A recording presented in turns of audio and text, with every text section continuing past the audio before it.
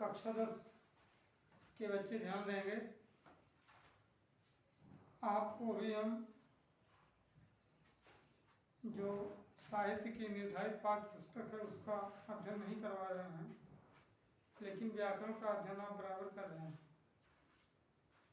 व्याकरण के तहत बोर्ड परीक्षा में 2 नंबर का सवाल संधि से, 2 नंबर का समास से और 2 नंबर का उपसर्ग, 2 नंबर का प्रत्यय, तत्सम तद्भव पर्यायवाची सब पूछे जाते हैं। उस दिन हम आपको समास पढ़ा रहे थे, तो आप निश्चित रूप से अपनी पुस्तक से कुछ न कुछ अध्ययन किए होंगे। उसको पुनः पढ़ा देंगे या अगले टॉपिक पर चर्चा कर लेंगे। अभी आप पहले जान लीजिए अभी कौन कौन से टॉपिक आपके छूट रहे हैं। यहाँ एक खंड काव्य पढ़ना है जिसका नाम है मेवाड़ मुकुट। उसके बाद आपको निबंध पढ़ना है और हिंदी से संस्कृत में अनुवाद करना है। हिंदी से संस्कृत में अनुवाद आप ऑफलाइन में आएंगे तो आराम से समझ लेंगे। निबंध के कुछ टॉपिक को हम बता दे रहे हैं, तब तक आप घर पर अपनी पुस्तक से उसका अध्ययन करते रहेंगे। जो बोर्ड परीक्षा के लिए निबंध में टॉपिक हैं आपको हम बता दे रहे हैं। इन टॉपिकों पर आप घर पर अपनी पुस्तक से अध्ययन करेंगे। जैसे एक है आपका मेरा प्रिय कवि, मेरा प्रिय कवि या लेखक, मेरा प्रिय कवि या लेखक। तो आपको बताए चलते हैं कक्षा 9 में आप जीवन परिचय कवि या लेखकों का याद किए रहे होंगे।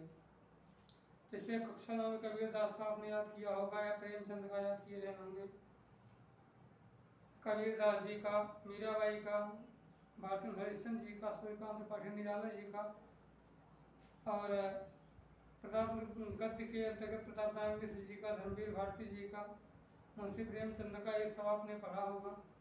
जीवन परिचय आप याद किए रहे होंगे। अगर आप 9 में नहीं याद किए हैं तो 10 में आपको याद ही करना है। जैसे गद्य पोर्शन से मित्रता पाठ के आचार्य रामचंद्र शुक्ल जी हैं और ममता से जयशंकर प्रसाद जी हैं। क्या लिखूं से पद्म लाल पुन्नालाल बख्शी जी हैं और भारतीय संस्कृत से डॉक्टर राजेंद्र प्रसाद जी हैं। अजंता से डॉक्टर भगवत शरण उपाध्याय जी हैं। और अंतिम पाठ है पानी में चंदा और चांद पर आदमी जयप्रकाश भारती जी हैं। तो जीवन परिचय आपको कम से कम 3-4 गद्य लेखकों का याद ही करना है। पद्य में आ जाए तो आपका सूरदास जी का है, तुलसीदास जी का है, रसखान जी का है, बिहारी लाल जी का है, पंत जी का है, महादेवी वर्मा जी का है, सुभद्रा कुमारी चौहान जी का है, श्यामनारायण पांडे जी हैं, मैथिली शरण गुप्त जी हैं। मैथिली शरण गुप्त जी को आपने 9 में संभवतः पढ़ा है। तो इस तरह से कवि या लेखक या कालिदास जी को आपने पढ़ा होगा, वाल्मीकि जी को पढ़ा होगा।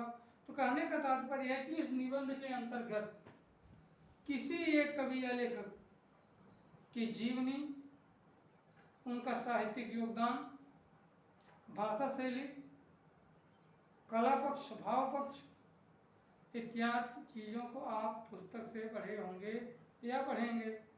तो आप अपने निबंध वाले में भी देख लीजिएगा, वहाँ तुलसीदास जी का, वाल्मीकि जी का, किसी का जीवन परिचय मेरा प्रिय कवि या लेखक में दिया होगा। तो आप निश्चित रूप से इसको याद करेंगे बोर्ड परीक्षा के लिए। और अगर आप जीवन परिचय याद किए हैं तो इस निबंध को भी आसानी से आप लिख ले जाएंगे, चाहे कवि का लिख देंगे आप, चाहे किसी लेखक का लिख देंगे। नंबर 2 है बेरोजगारी। बेरोजगारी इसको इस तरह से भी पूछ सकता है, बेरोजगारी के कारण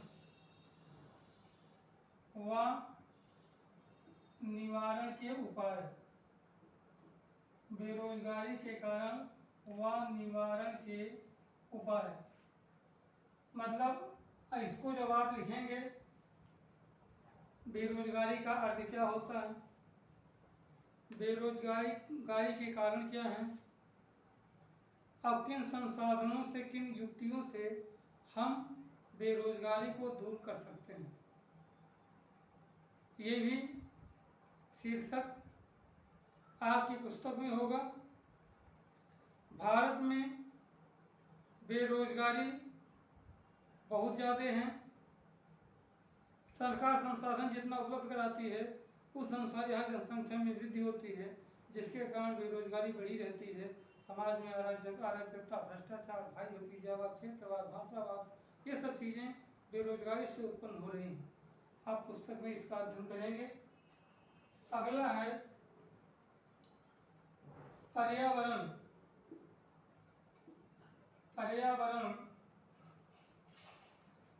पर्यावरण आपका भैया, तो इसको आप इस तरह से भी पूछ सकता है, पर्यावरण प्रदूषण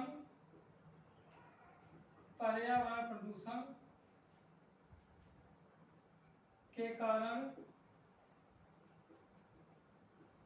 व निवारण के उपाय।